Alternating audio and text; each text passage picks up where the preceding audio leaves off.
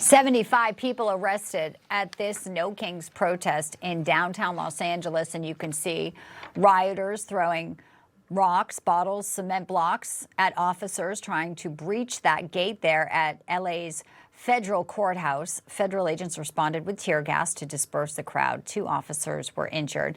Our next guest captured that video that you're watching. Pleased to bring in right now field reporter with Mostly Peaceful Media, Julio Rosas. He's also the author of this bestseller, Fiery but Mostly Peaceful, The 2020 Riots and the Gaslighting of America. Great to see you, Julio. And also Democrat strategist, former Obama campaign director, Robin Biro.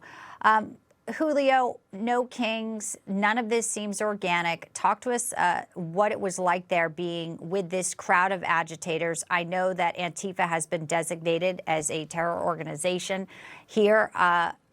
Who are these people? You were right there in the crowd, and what did they seek to do? Well, what was interesting about this in Los Angeles is that because there's kind of been a running joke whenever these No King protests where the makeup of the crowds are generally older, 50 years plus, and not a typically younger crowd.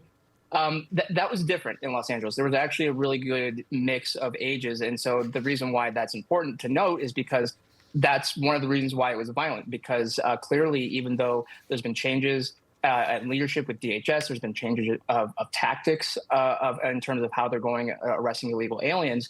The far left is still very, very angry at DHS, and that's I don't think that's going to go away anytime soon. And so, granted, it's not going to be on a daily basis, kind of like what we saw in Minneapolis or Chicago when Border Patrol and ICE were really heavily in those cities. But whenever there's an opportunity for the far left to organize, like we saw on Saturday, they're still willing to commit violence against federal officers. And you just said it. Organized. These are people who you may say are angry, but they're being mobilized and they're being used, Robin, to sow chaos. Because President Trump is obviously making the streets safer. We know the murder rate has dropped.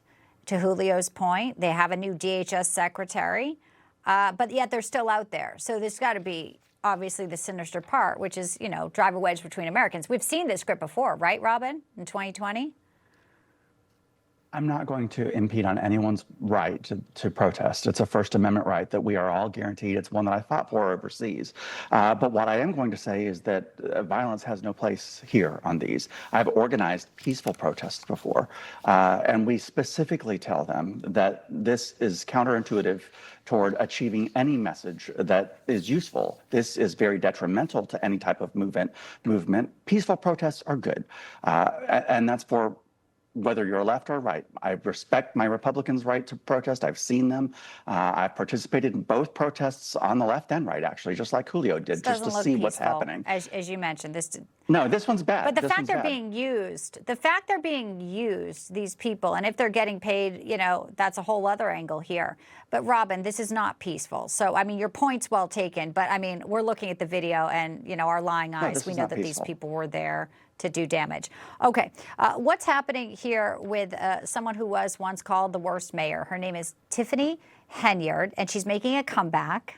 And it's going to be in your state, Robin. She was a Democrat in Illinois. Now she's a Republican in Georgia. Now, what is her story? Well, she was accused of abusing her position in Dalton, hundreds of thousands on taxpayer dollars on herself. Here's what she said previously about that. Y'all are black, and y'all sitting up here beating and attacking on a black woman that's in power. Y'all should be ashamed of yourselves.